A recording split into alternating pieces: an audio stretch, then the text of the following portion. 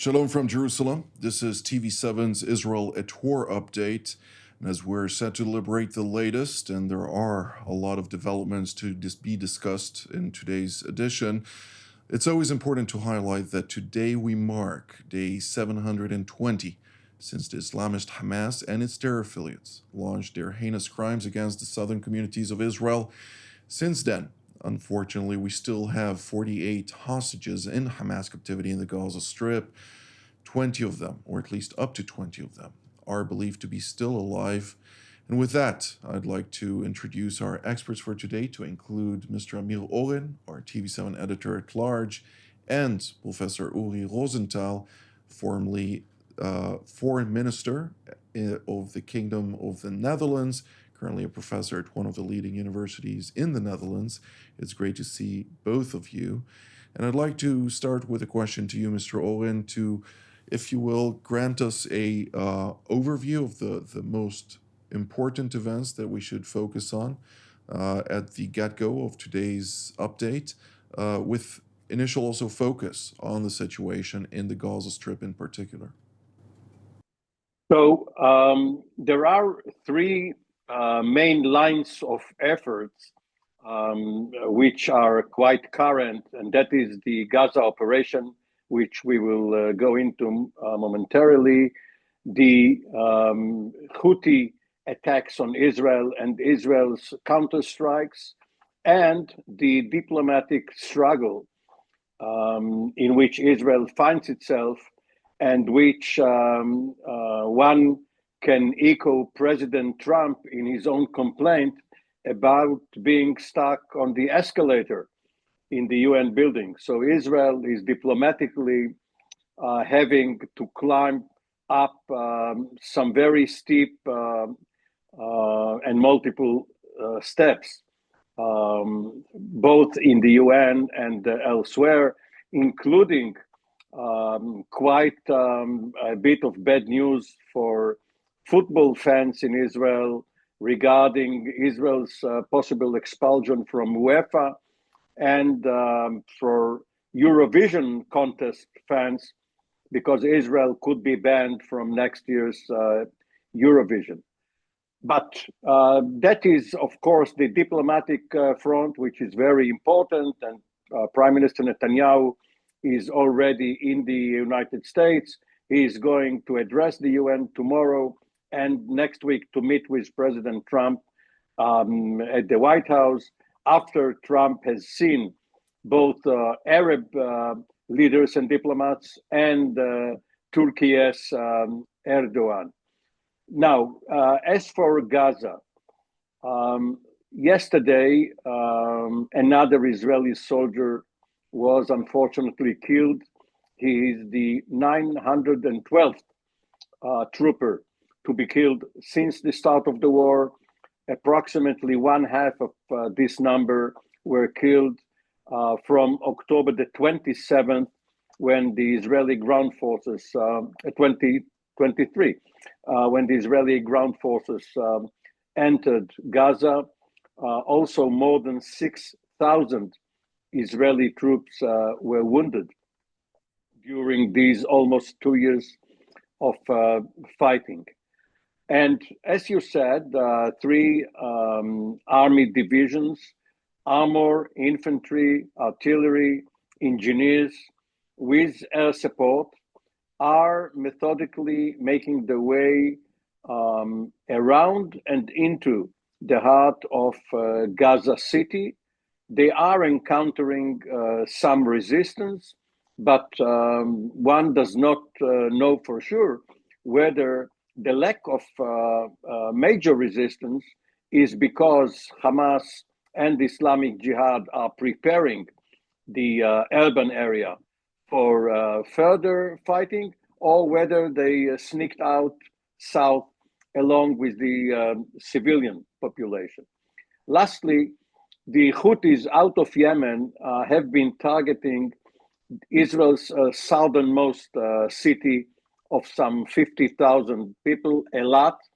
The Eilat seaport has not been operating for almost 2 years now, because all maritime movement has stopped going through the Bab el Mandeb Strait.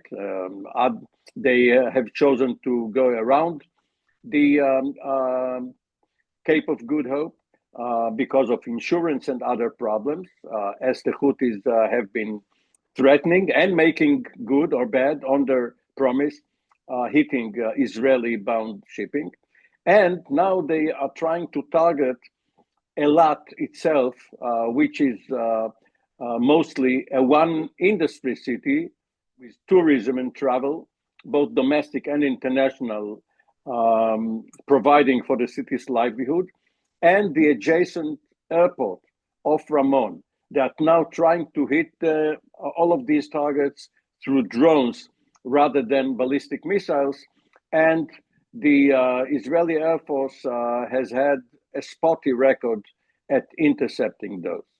Well, a spotty might be a strong word for 98% success rates, but nonetheless, 2% Not with the drones in Eilat.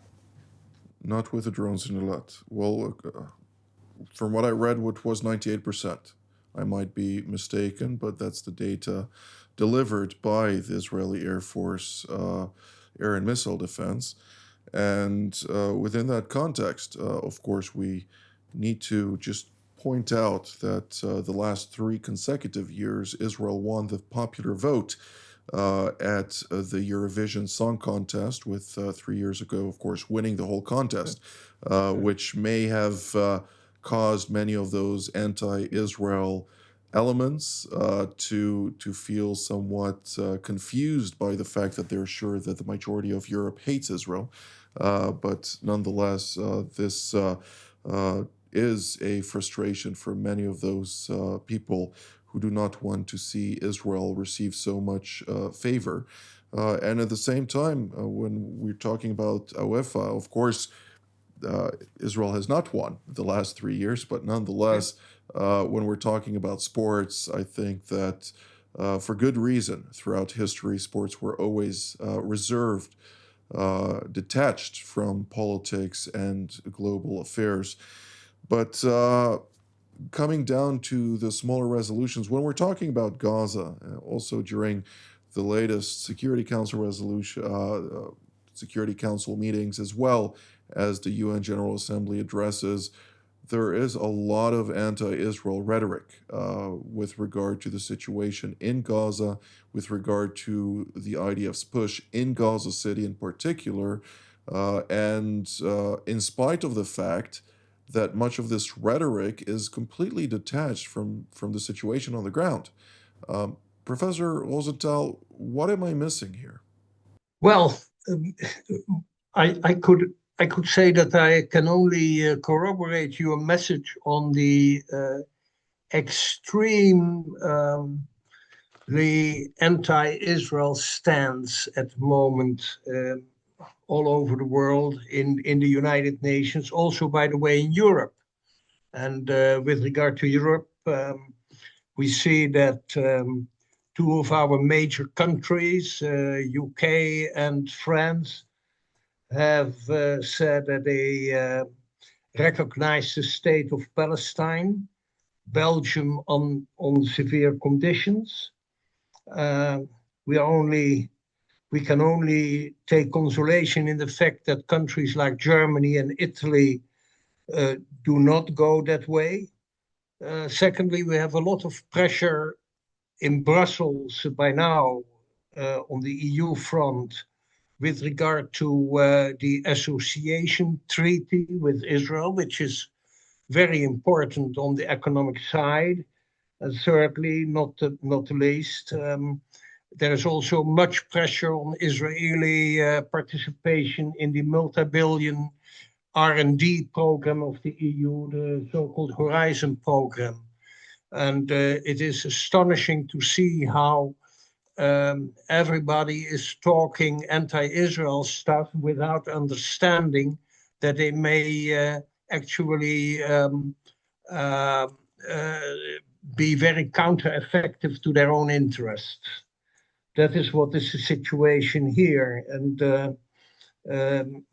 all over, when I look at the United Nations General Assembly, where When I was a Minister of Foreign Affairs, I've been twice on the rostrum.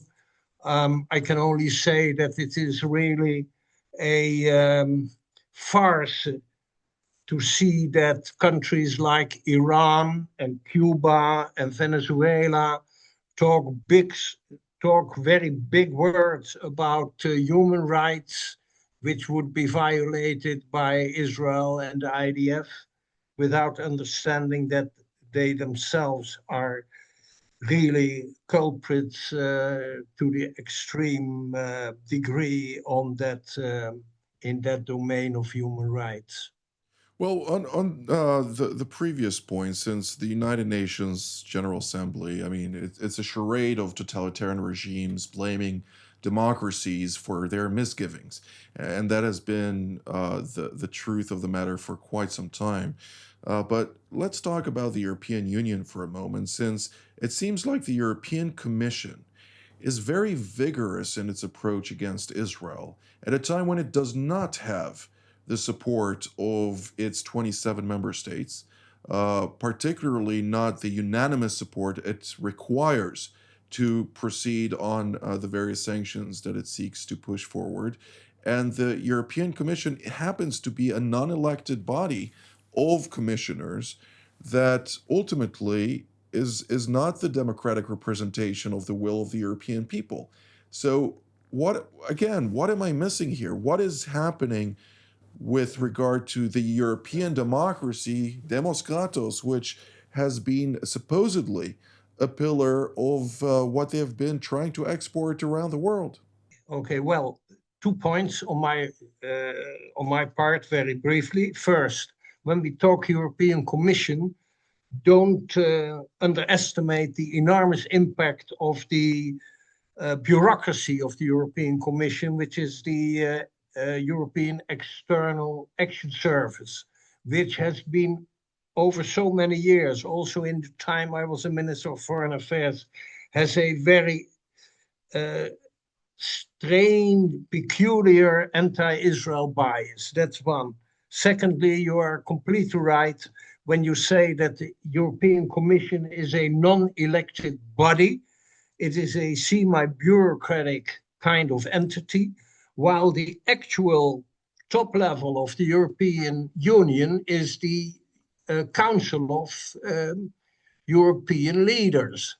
And there you see what is happening. There is a lot of pressure to get to sanctioning Israel, but several countries, not the least Germany, Italy, Czechia, Hungary, many other countries hesitant, are not at all inclined to get to that level of sanctions, which a sort of majority of the 27 countries are proposing.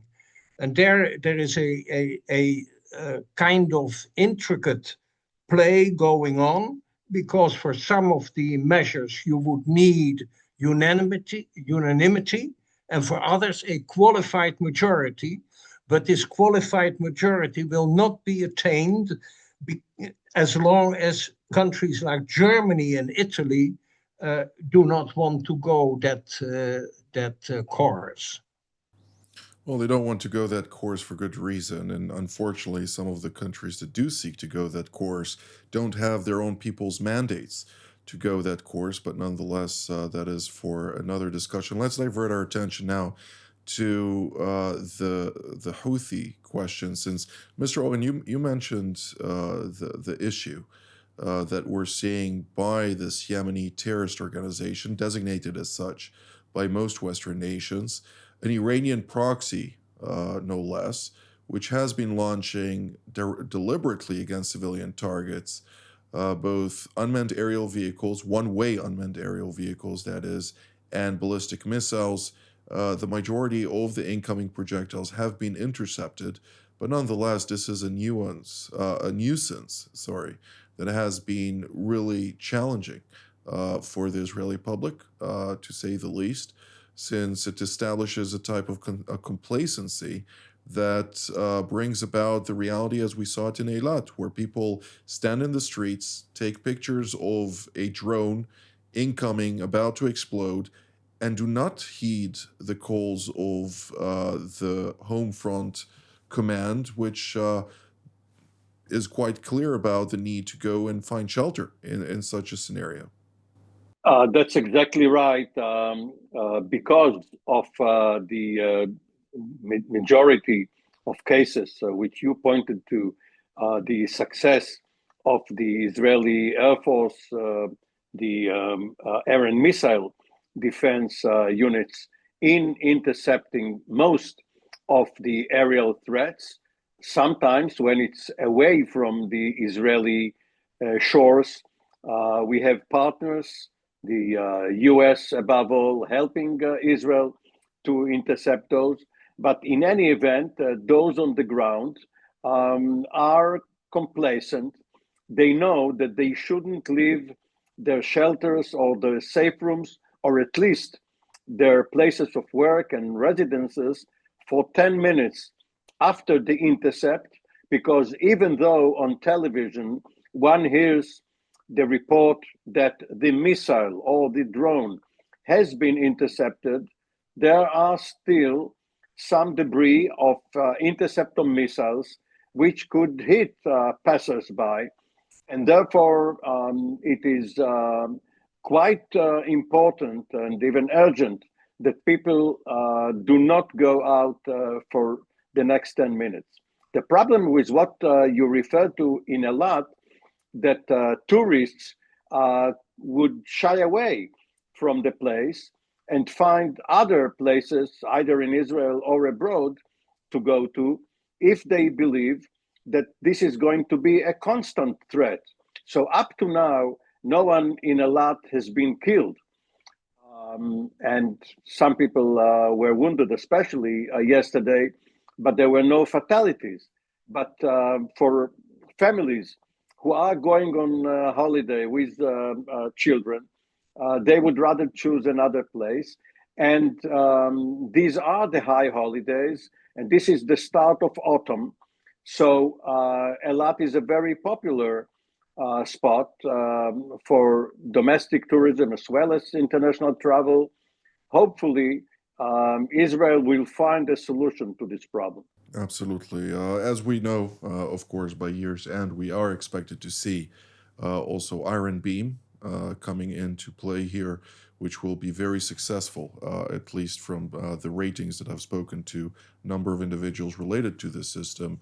The success rate has been staggering with regard to this counter drone system, among others.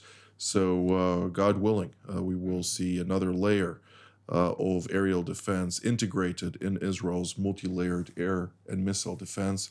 Professor Rosenthal, I'd like to continue to our next topic since we don't have very much time to cover everything, but nonetheless, there is a flotilla of radical left individuals, activists, seeking to, as it was put to me, it's surely a PR stunt, but nonetheless, it's a very damaging smear campaign in sending such a flotilla, knowing full well that they will not break the Gaza blockade, since Israel abides by international law and the laws of the sea in this context. But nonetheless, they are seeking to come and provide some nominal humanitarian aid, supposedly, on their vessels. Israel has offered to take that humanitarian aid and deliver it to Gaza itself. They refused, and now Italy is spearheading negotiations to try and divert this humanitarian aid to Cyprus, from which it will then be diverted to the Patriarchy in Jerusalem, and from there to Gaza. A very complicated scenario, but nonetheless, we do see a couple of European navies, members of NATO nonetheless, despite the first, Spain supposedly, not really meeting its obligations under NATO in contrast to other countries. But they seem to be launching vessels to try and ensure the safety of those citizens of theirs that are there. Something that does raise, prospects of friction. And that is a dangerous scenario to deal with. I agree. I fully agree with what you're saying. And I would say it's quite, excuse me, it's quite remarkable that both, that Spain is doing this is all in terms with their extremely fanatic anti-Israel stance, that Italy is helping out on that flotilla is remarkable, because Prime Minister Meloni is up till now very straightforward in her pro-Israel stance. So that is remarkable. By the way, when you're talking NATO countries like Spain and Italy, we only have to wait, I would say it a little bit cynical, on the NATO member Turkey to do its part of that sort of operation. And meanwhile, it is all again it is all, let me say, only publicity which counts here. And that is also said by the leaders of that flotilla. It is all about publicity, publicity, publicity. And here we go again, that the propaganda from Hamas is actually spreading out over Europe, over the whole world, also over the United States, and Israel is not really able to counter that in a very effective way. And I don't talk here only about the mainstream media, but especially, of course, also about the social media channels. Indeed. Well, it's important to mention, since there was a UN Security Council meeting on the matter of Gaza, during the course of which, the U.S. ambassador to the world body's most powerful council did mention that all of this, recognition of Palestine and all those various activities, these are actions that various countries take to divert the attention from their own domestic issues. And it is quite evident. Prime Minister Sanchez. Could I make one short statement on this? It is really remarkable and utterly striking that within Europe at the moment, people don't actually take very much at heart the ordeal and the suffering of the Ukrainian population.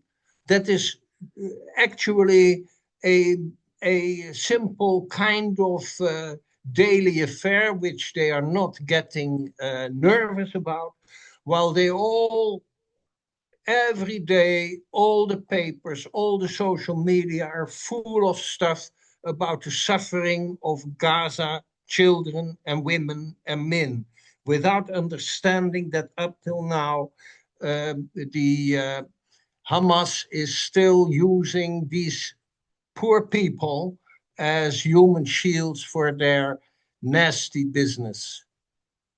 Well, since 2003, the news channels and news networks have transformed into business channels. And since then, all those newspapers and magazines and all those even social media platforms, they're regarded as real estate. And therefore, when anti-Israel countries or organizations come and invest a lot of money in this, since this is a big business, we get what we see. And unless democratic societies come and together and start dealing with those issues that are detrimental to their own societies and to their own foreign policies, it's only going to get worse. And when we're talking about those leaders that are diverting attention from their own woes, President Emmanuel Macron is right now on his record low of public support, standing at only 15%. And Prime Minister Sanchez, on the day that he announced the vessel's deployment into the Mediterranean, had to cancel all of his interviews, since his brother was prosecuted in a court of law for corruption, and his wife is now also indicted for embezzlement.